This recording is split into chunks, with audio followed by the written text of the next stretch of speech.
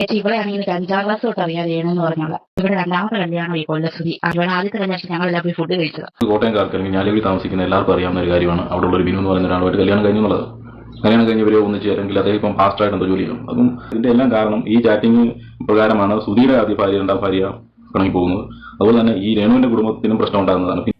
എല്ലാവർക്കും നമസ്കാരം. പുതിയൊരു വീഡിയോയിലേക്ക് സ്വാഗതം. ഇപ്പൊ സോഷ്യൽ മീഡിയയിൽ ഏറ്റവും ചർച്ചയായിക്കൊണ്ടിരിക്കുന്ന രേണുസുതിയാണല്ലോ. നിങ്ങൾക്ക് എല്ലാവരും ഇതിനോടകം ഒരുപാട് വീഡിയോകളൊക്കെ കണ്ടിട്ടുണ്ടാവും. ഇപ്പൊ രേണുസുതിയെ കുറിച്ച് പറയുകയാണെങ്കിൽ കൊല്ലം സുധി എന്ന് പറയുന്ന ഒരു അനുഗ്രഹീത കലാകാരൻ, അദ്ദേഹം മരിച്ചു പോയതിനു ശേഷം വിധവയായ അദ്ദേഹത്തിന്റെ ഭാര്യ രേണുസുതി ഒരുപാട് ഷോർട്ട് ഫിലിമുകളിലൂടെയും റീൽസിലൂടെയൊക്കെ ഹിറ്റായി. അപ്പൊ ആ സമയത്ത് ഒരുപാട് വിവാദങ്ങൾ ഇവരെ തേടി വന്നിരുന്നു. ഒരുപാട് പേര് ഇവരെ വിമർശിച്ചു. എന്നിരുന്നാൽ പോലും കുറച്ചും അധികം ആൾക്കാർ ഇവരെ സപ്പോർട്ട് ചെയ്തു. ഒരു സ്ത്രീ ഒറ്റയ്ക്ക് കുടുംബം പുലർത്താൻ വേണ്ടി അല്ലെ അവർ ജീവിക്കാൻ വേണ്ടി, ഭർത്താവ് മരിച്ചു കഴിഞ്ഞാൽ അവർക്ക് ആരും ആശ്രയമില്ല, 2 കുട്ടികളുണ്ട്, ആ കുട്ടികളെ സംരക്ഷിക്കണം, എങ്ങനെയുള്ള കാര്യങ്ങളൊക്കെ ഉള്ളത് കൊണ്ട് തന്നെ അവർ ഓരോ കാര്യങ്ങൾ ചെയ്യുമ്പോൾ വിമർശിക്കുന്നതിനെതിരെ ശക്തമായ ആരാധകരൊക്കെ സപ്പോർട്ട് ചെയ്തിരുന്നു. എന്നാൽ ഇപ്പോൾ വരുന്ന വാർത്തകളൊക്കെ കേൾക്കുമ്പോൾ നമുക്ക് തോന്നുകയാണ് രേണുസുതി ഇതെല്ലാം നുണയാണോ പറഞ്ഞിരുന്നതെന്ന്. മുമ്പ് നമ്മൾ കേട്ടിരുന്നു കൊല്ലം സുധിയുടെ 3ാം ഭാര്യയാണ് രേണുസുതി. ഇതിനു മുമ്പ് ആദ്യത്തെ ഭാര്യ മരിച്ചതിന് ശേഷം വേറൊരു സ്ത്രീയുമായിട്ട് വിവാഹം കഴിച്ചിരുന്നു. ആ ബന്ധം നിലനിൽക്കെ രേണുസുതിയുടെ ഇടപെടൽ മൂലമാണ് ആ ബന്ധം തകർന്നത് എന്ന തരത്തിലൊക്കെ നമ്മൾ കേട്ടു. അതിനുശേഷം വീണ്ടും വാർത്തകൾ വന്നു. രേണുസുതിയുടെയും 2ാമത്തെ വിവാഹമായിരുന്നു ഇത്. ആദ്യം രേണുസുതി കല്യാണം കഴിച്ച ഒരു പാസ്റ്റർ ബിനു എന്ന് പറയുന്ന വ്യക്തിയായിരുന്നു എന്ന് പറഞ്ഞു. എന്നാൽ ഒരു ഇന്റർവ്യൂയിലൂടെ രേണുസുതി സത്യങ്ങളൊക്കെ വെളിപ്പെടുന്നുണ്ട്. ഏതു പാസ്റ്റർ, എനിക്കൊരു പാസ്റ്ററെ അറിയത്തില്ല, ഇനി ഞാനൊരു പാസ്റ്ററെ വിവാഹം കഴിച്ചിട്ടില്ല എന്ന തരത്തിൽ പറയുന്നുണ്ട്. ഞാൻ ലീഗലി വിവാഹം കഴിച്ചത് കൊല്ലം സുധിയെ മാത്രമാണെന്നും അതിന്റെ മാരേജ് സർട്ടിഫിക്കറ്റ് ഇതാണെന്നൊക്കെ പറഞ്ഞ് രേണുസുതി എല്ലാവരെയും കാണിക്കാൻ കൊല്ലം സുധിയും ഭാര്യ രേണുസുധിയും താമസിച്ചിരുന്ന വീടിന്റെ അടുത്ത് തന്നെ ഉള്ളവർ വന്ന് ഒരുപാട് കാര്യങ്ങൾ പറയാണ്. കാരണം രേണുസുതി ആദ്യമായിട്ട് വിവാഹം കഴിച്ച സമയത്ത് ആ കല്യാണത്തിന്റെ സദ്യ കഴിച്ചവരുടെ വരെ വോയിസ് നോട്ടുകളാണ് ഇപ്പൊ പുറത്തു വരുന്നത്. അപ്പൊ നമുക്ക് അതിന്റെ കുറച്ച് ഭാഗങ്ങളൊന്ന് കേട്ടുനോക്കാം. ചേച്ചി ഇവിടെയാണെങ്കിൽ 5-ാം ക്ലാസ് തൊട്ട് അറിയാം രേണുന്ന് പറഞ്ഞോളാം. എന്റെ വീടിന്റെ അടുത്തായിട്ടുണ്ട് താമസിക്കുന്നത്. എന്റെ വീടിന്റെ ഒക്കെ കൂടെ ഇവിടെ ഇങ്ങനെ അങ്ങോട്ടും ഇങ്ങോട്ടും പോകുന്നത്. ഇവിടെ രണ്ടാമത്തെ കല്യാണം ഈ കൊല്ലശ്രുതി. ആദ്യത്തെ കല്യാണം വേറൊരു തന്നെയായത്. അവനെ വിളിച്ചേച്ച് പോകുന്നത്. ഇവിടെ ആദ്യത്തെ കല്യാണത്തിൽ ഞങ്ങളെല്ലാം പോയി ഫുഡ് കഴിച്ചത്. ഇവിടെ ചുമ്മാ അവിടെ ഇവർ കള്ളത്തിൽ പറഞ്ഞോളെ എന്റെ ആദ്യത്തെ കല്യാണമാണ്. എന്നെ അവിടെ ഏതെങ്കിലും പോയിട്ടുണ്ട്. സാമാജികളെ പറഞ്ഞ മുഴുവൻ മൊത്തം പറഞ്ഞു. അവൾ ഏതെങ്കിലും ചുമ്മാ ഏതെങ്കിലും പഠിക്കാൻ പോയിട്ട് ആദ്യം നിർത്തിയിട്ട് വന്ന ആള്. അതൊരു പുതിയായിട്ട് ലക്ഷണമാണ്. ഒരാദ്യത്തെ കല്യാണം കഴിച്ചിട്ട് രണ്ടാഴ്ച കഴിക്കുന്നൊന്നും തോന്നില്ല. അവിടെ പോയിട്ട് വീട്ടിൽ പണിയും ചെയ്യാനിട്ട് അവിടെ ആൾക്കാരെ ജാമ്യം ഉപയോഗിച്ചിട്ട് പോകുന്നത്. അവൻ വാക്കാത്ത ലക്ഷണമാണ് കല്യാണം കഴിച്ചത്. നാട്ടിലുള്ള ഒറ്റ മത്സരമാണ്. വിവാഹത്തിന് സദ്യ കഴിച്ചവര് വരെ പറയാണ് അവർ ആദ്യമായിട്ട് വേറൊരു വിവാഹം കഴിച്ചിരുന്നുവെന്ന്. എന്നാൽ രേണുസുതി പറയുന്നത്, പബ്ലിക്കായിട്ട് മീഡിയയിൽ വന്നിരുന്നു പറയുന്നത് വേറൊരാൾ വിവാഹം കഴിച്ചിട്ടില്ല എന്നാണ്. എന്തായാലും സത്യങ്ങൾ ഒരു സ്ഥലത്ത് കിടക്കുന്നു. രേണുസുതി വേറെന്തോ പറയാൻ ശ്രമിക്കുന്നു. നാട്ടുകാർ തന്നെ ഇങ്ങനെയൊക്കെ പറയുമ്പോൾ നമ്മൾ ഏതാണ് വിശ്വസിക്കുക? രേണുസുതി പറയുന്നത് വിശ്വസിക്കാൻ പറ്റുമോ? നാട്ടുകാർ പറയുന്നത് വിശ്വസിക്കാൻ പറ്റുമോ? എന്തായാലും അതേ നാട്ടുകാരൻ തന്നെ, ഇവരുടെ അയൽക്കത്തുണ്ടായിരുന്ന ഒരാൾ തന്നെ വീണ്ടും വന്നിട്ട് ഓരോ കാര്യങ്ങൾ പറയാണ്.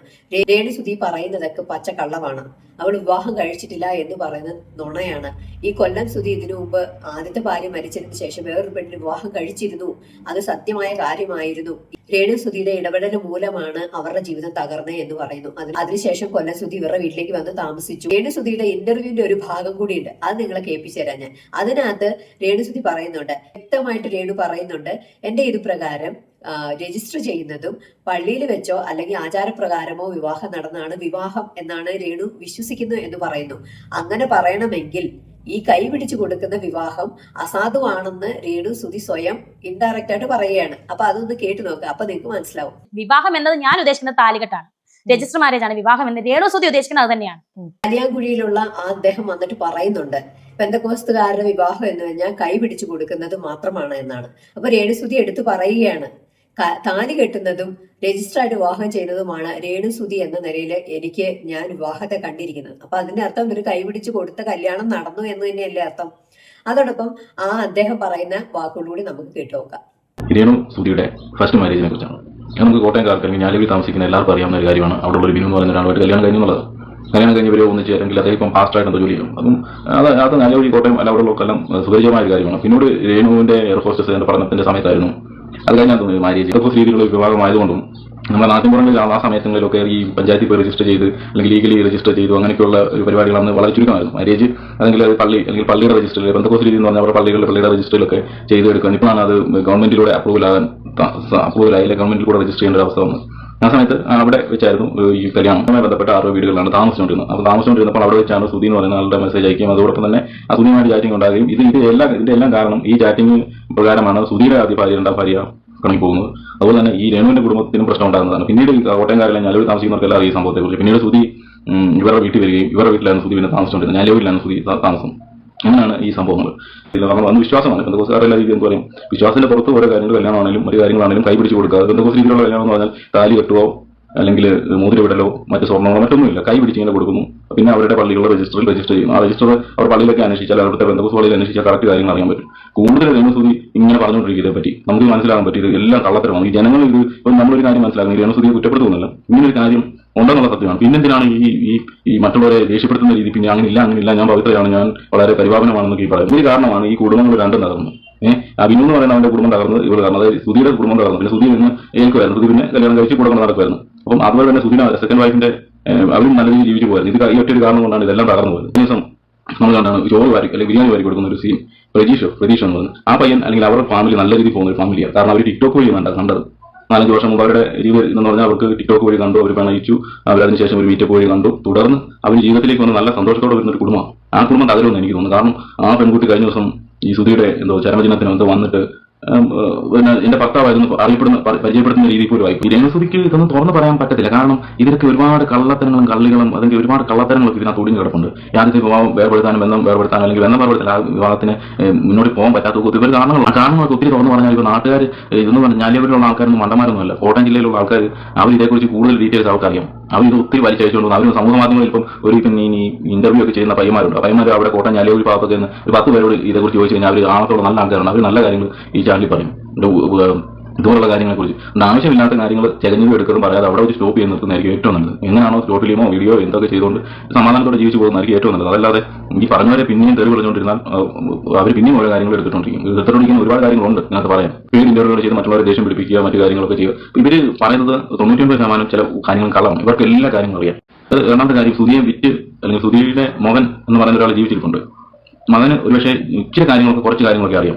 അപ്പം ഇത്രയും തേജോധം ചെയ്യുന്ന കാര്യങ്ങളൊക്കെ ആ മകൻ ഒരിക്കലും കണ്ടിരിക്കുമെന്ന് എനിക്ക് തോന്നുന്നില്ല. കുറച്ച് കഴിയുമ്പോൾ രേണുസുധീനെ ഇവൻ നല്ല തെറി പറഞ്ഞ് ഈ അപ്പന്റെ പേര് ഇനി ഉപയോഗിക്കില്ലെന്നും പറഞ്ഞ് ഓടിക്കും. കാരണം ഈ കൊല്ലം സുധി ഉണ്ടാക്കി വെച്ചിരുന്ന ഒരു ചെറിയ ഇമേജ് ഉണ്ട്. ആ ഇമേജ് കളവുകൂടിയാണ്. എത്രയോ ആർട്ടിസ്റ്റുകൾ കളവുടിക്കും, എത്രയോ ആർട്ടിസ്റ്റുകൾ 2-3 കല്യാണം കഴിച്ചിട്ടുണ്ട്. അതിനേക്കാൾ ഉപരി അദ്ദേഹത്തിന്റെ ഇമേജ് കൂടെ കളയുന്ന രീതിയിൽ. കാരണം ഇങ്ങനെയൊക്കെയുള്ള കാര്യങ്ങൾ കാരണം രേണുസുധി ഇതേ പാറ്റേൺ അടുത്ത എവിടെയെങ്കിലും ആഘോഷിക്കും. എനിക്ക് ഏറ്റവും കൂടുതൽ സംശയം തോന്നുന്നത് ആ പ്രജീഷിന്റെ ഫാമിലിക്ക് ഇത് അഫക്ട് ചെയ്യുമെന്ന് തോന്നുന്നു. അവനെ പിടിച്ച് മിക്കാരും അല്ലെങ്കിൽ ആരെങ്കിലും ഒരാളെ ഇതിനു മുമ്പ് ഇവരിങ്ങനെ ചെയ്തിട്ടുള്ളത്. ഇവരുടെ രീതി നമുക്ക് മനസ്സിലാവും. ഇതിനു മുമ്പ് ബിനു അല്ലെങ്കിൽ ഇവർ കല്യാണം കഴിച്ച് ഇവർ നല്ല രീതിയിൽ ജീവിച്ചുകൊണ്ടിരുന്ന ഫാമിലിയാണ് ഈ രേണുസുധിയുടെ. രണ്ടാമത്തെ ഈ കൊല്ലം സുധി അതുപോലെ തന്നെ നല്ല രീതി ആദ്യത്തെ ഭാര്യ പോയി കഴിഞ്ഞാൽ രണ്ടാമത് നല്ല രീതിയിൽ കല്യാണം കഴിച്ച് ഇരുന്ന ഫാമിലിയാണ്. ഈ 2 ഫാമിലിയും തകർത്ത് അടുത്തൊരു ഫാമിലി ഉണ്ടാക്കിയ ടീമാണ് ഇത്. അതുകൊണ്ട് നമ്മൾ ഒരുപാട് കാര്യങ്ങൾ ഇതിന് മനസ്സിലാക്കാൻ പറ്റും. ഇങ്ങനെ ഒരുപാട് ആൾക്കാരുണ്ട്. എങ്കിൽ തന്നെ ഇവർ മുൻകാലങ്ങൾ ഇങ്ങനെ ചെയ്തുകൊണ്ട് വരും കാലങ്ങൾ ഇതുപോലെ തന്നെ ചെയ്യാനുള്ള സാധ്യത വളരെ. രേണുസുധി ഇന്റർവ്യൂവിൽ പറഞ്ഞു, എനിക്ക് അങ്ങനെ ഒരാളോട്ട് യാതൊരു ബന്ധമില്ല, എനിക്കൊരു പാസ്റ്റ് ഉണ്ട് എന്ന് മാത്രമാണ് രേണുസുധി പറഞ്ഞിരുന്നത്. ഒരു വിവാഹം കഴിച്ചുവെന്നോ വിവാഹ ജീവിതം നയിച്ചിരുന്നെന്നോ ഒന്നും പറഞ്ഞില്ല. ഒരു പാസ്റ്റ് ഉണ്ട്, ദുഃഖവും ദുരിതവും നിറഞ്ഞൊരു പാസ്റ്റ് എനിക്കുണ്ട്, അതെല്ലാവരോടും ഞാൻ പറഞ്ഞതാണെന്ന് പറയുന്നു. അതിനുശേഷം രേണുസുധി പറയുന്നത് കുത്തിപ്പൊക്കുന്നവർ കേൾക്കാൻ വേണ്ടിയാണ് ഞാൻ പറയുന്നത്, ഇത് നിങ്ങൾ നിർത്തിക്കോ, നിങ്ങൾ ആരും ശരിയല്ലാത്ത ആൾക്കാരാണ്, എന്നിട്ട് നിങ്ങൾ പലതും കുത്തിപ്പൊക്കുകയാണെന്ന് പറയുന്നു. ഈ കുഴിയിലുള്ള ആ ഒരു നാട്ടുകാരൻ വന്നിട്ട് പറയാണ്, ജനങ്ങളോട് ചോദിച്ചു കഴിഞ്ഞാൽ ഇതിലും പറയും, സത്യങ്ങൾ ഒരുപാട് അറിയാവുന്നവരുണ്ട്, ഇവരെ ഇതുകൊണ്ട് ഇവിടെ നിർത്തുവാണ് നല്ലത്, ഇല്ല എങ്കിൽ നാട്ടുകാരും ഇതിനകത്ത് ഇടപെടുമെന്നാണ് പറയുന്നത്. എന്തായാലും കുറച്ച് ദിവസങ്ങൾക്ക് സത്യങ്ങളൊക്കെ പുറത്ത് വരുമെന്ന് തന്നെ വിചാരിക്കാം. നിങ്ങളുടെ അഭിപ്രായങ്ങളും നിർദ്ദേശങ്ങളും കമന്റ് രൂപേണ അറിയിക്കും. മറ്റൊരു വീഡിയോയിൽ ഉടനെ കാണാം. ബൈ.